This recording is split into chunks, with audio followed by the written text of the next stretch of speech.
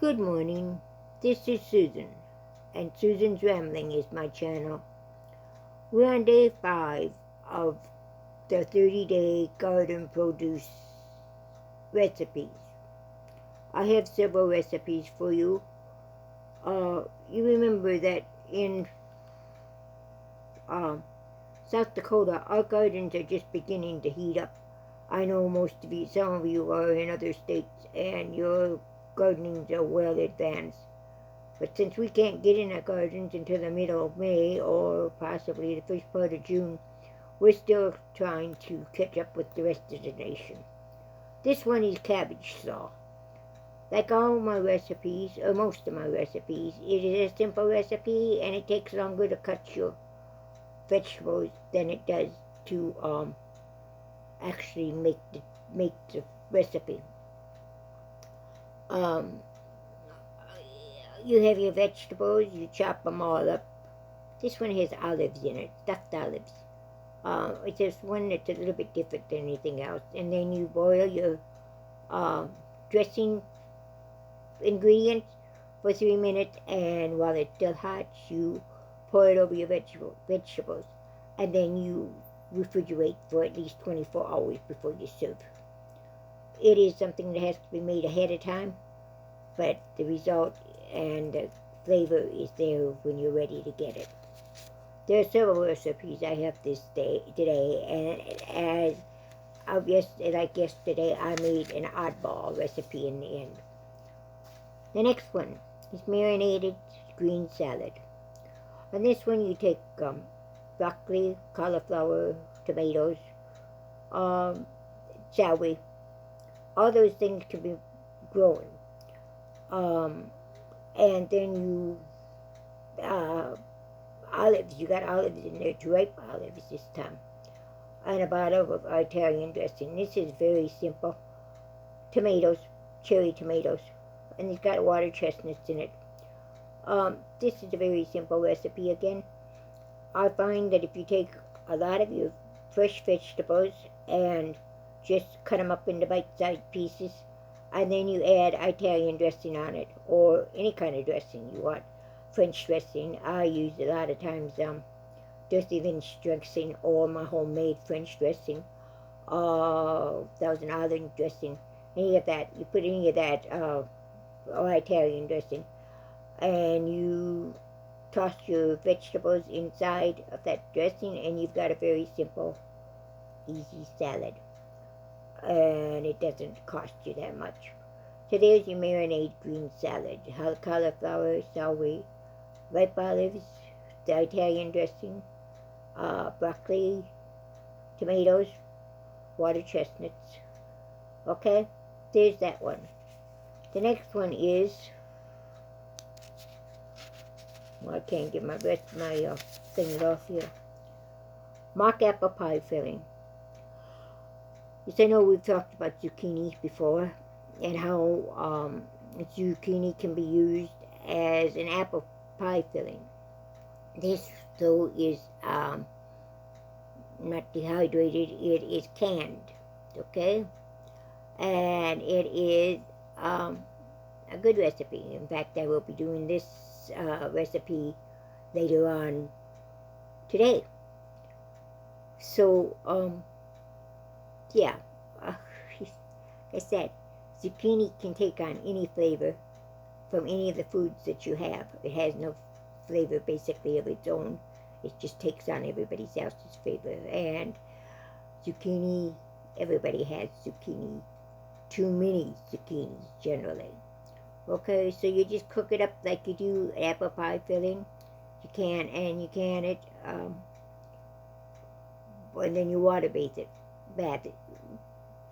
Use water bath for 15 minutes. Okay, I didn't make it clear here on the top where I said put the lemon juice and zucchini in, cook it for 35 minutes, but you should just simmer it, not boil it. And also, it calls for clear gel. Clear gel is about like cornstarch, except it is not cornstarch, but it is a thickener. And it doesn't become cloudy like cornstarch. In fact, cornstarch, they do not recommend cornstarch to be used in canning. And clear gel is available from Amazon, and you get a great big container, and yeah, well, you have a lot of it.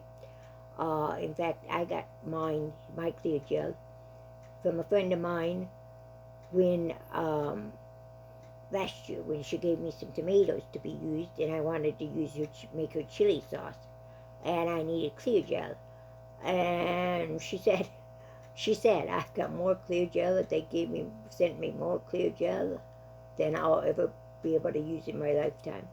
So she sent me a bunch of it.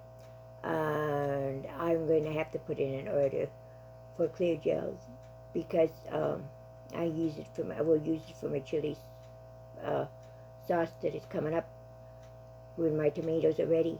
And I also want to make several batches of this to have it on hand, just so I can make an apple pie, or I can make a crumb cake, or I can make an apple crisp, or whatever I want to make, and not really use apples.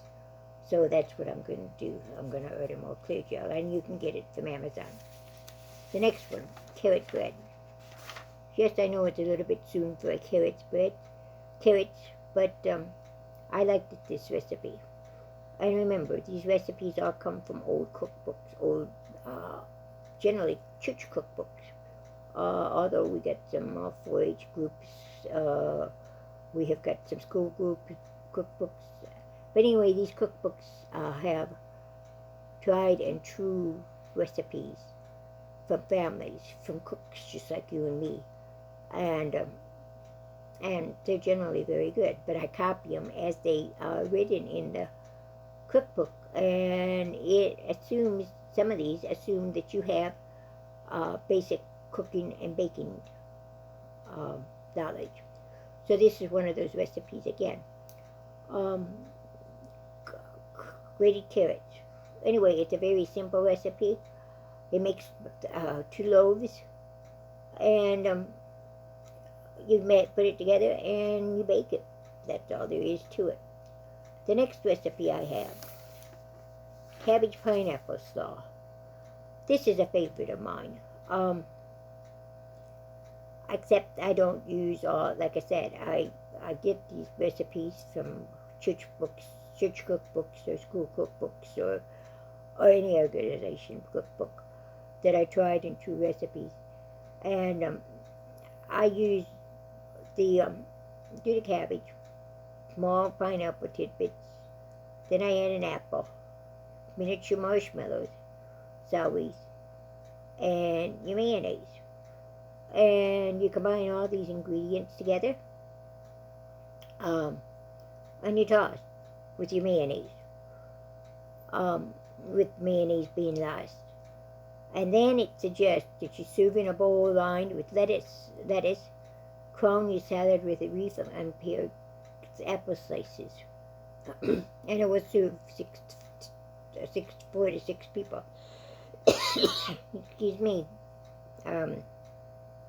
Okay, I usually do the first part of it, but I don't line it in a bowl, and I don't cover it with apple slices.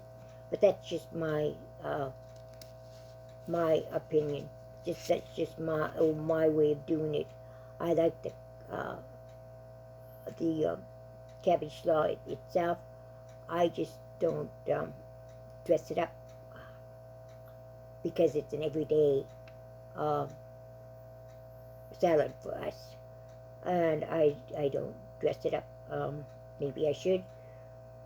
If I want to be fancy and I wanted to serve it at a special luncheon or so forth and so forth, then I would probably dress it up. But for everyday use, I don't. I just do it the way it is. The next one, cucumbers and carrot relish. Yes, I use this quite frequently. In fact, this is my favorite relish recipe. In fact, I will even use zucchini in place of cucumbers for this relish, and it turned out just fine. There again, takes you longer to get your vegetables ready. than it does to actually make the recipe. Um, and on the bottom, you will note that to make tartar sauce, you add some of the relish to a salad dressing and mix it very well. A lot of times I will do that, or I will add the relish into a potato salad, or a macaroni salad, or a tuna salad, or chicken salad, or anything you can think of. Any recipe that you think of that needs a little bit of a oomph. So this is another recipe. Like I said, it takes longer to cut the vegetables than it does to actually do the recipe. Okay. My last recipe. This is my oddball recipe. Again, I'm looking for recipes that are simple and will take where you will be able to use the ingredients you have on your pantry shelves without going out to spend a lot of money. And this recipe has no eggs, and there's no flour. So yeah, what can go wrong with it?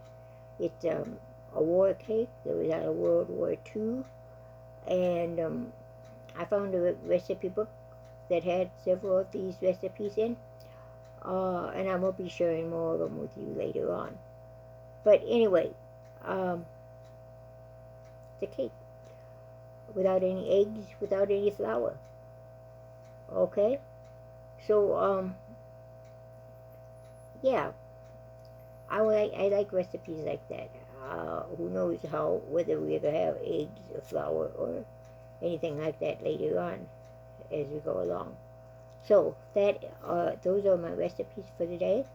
Day 5 of garden produce plus my Canadian war cake. And I hope you have a good day. God bless you, and we'll see you later. Bye-bye.